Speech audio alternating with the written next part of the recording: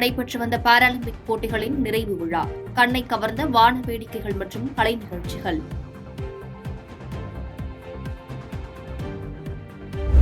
பாரிஸில் 12 நாட்கள் கோலாகலமாக நடைபெற்ற பாராலிம்பிக் தொடர் நிறைவு. இதுவரை இல்லாத வகையில் 7 தங்கம் உள்பட 29 பதக்கங்களுடன் இந்தியா 18வது இடம்.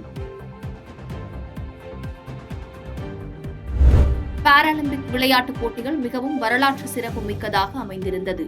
இந்திய அணி வீரர்களுக்கு பிரதமர் மோடி வாழ்த்து. திமுகவில் செய்ய வேண்டிய மாற்றங்கள் என்ன? முதலமைச்சர் சென்னை திரும்பியதும் பரிந்துரை அளிக்கப் போவதாக கட்சியின் ஒருங்கிணைப்பு குழு தகவல். தேர்தல் ஆணையத்தில் பதிவு செய்யப்பட்ட கட்சியானது விஜயின் தமிழக வெற்றிக் கழகம். முதல் மாநாட்டுக்கு 33 நிபந்தனைகளுடன் காவல்துறை அனுமதி. நடிகர் சங்கத்தின் கடனை அடைப்பதற்கான கலை நிகழ்ச்சியில் ரஜினி, கமல் இணைந்து நடிப்பார்கள். தென்னிந்திய நடிகர் சங்க பொதுக்குழு கூட்டத்தில் கார்த்தி தகவல். சர்ச்சைக்குரிய பேச்சாளர் மகாவிஷ்ணு மீது மேலும் ஒரு வழக்கு பதிவு. சித்தர்கள் தன்னிடம் சொன்னதையே பேசியதாக காவல்துறையிடம் வாக்குமூலம். தமிழகம் முழுவதும் விநாயகர் சிலைகளை ஊர்வலமாக எடுத்து வந்து நீர்நிலைகளில் கரைத்த பொதுமக்கள். கும்பகோணம், தேனி உள்ளிட்ட இடங்களில் தகராறு, காவல்துறையிடம் வாக்குமூலம். திண்டுக்கல் அருகே காதல் விவகாரத்தில் சிறுமியை ஏர்கண்ணால் சுட்ட இளைஞர். மருத்துவமனையில் சிறுமிக்கு சிகிச்சை, எலிமருந்து சாப்பிட்டு இளைஞர் தற்கொலை முயற்சி. அரசியலில் அன்பை புகுத்த வேண்டும். பாரத் ஜோடோ யாத்திரை குறித்து அமெரிக்காவில் ராகுல் காந்தி பேச்சு.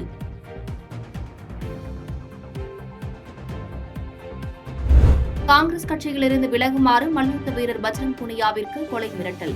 வெளிநாட்டு எண்ணிலிருந்து வாட்ஸ்அப் மூலம் வந்த மிரட்டல் குறித்து காவல்துறை விசாரணை.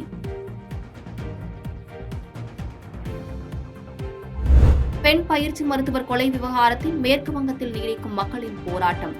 அவசர அமைச்சரவை கூட்டத்தை கூட்ட மாநில முதல்வருக்கு ஆளுநர் அறிவுறுத்தல்.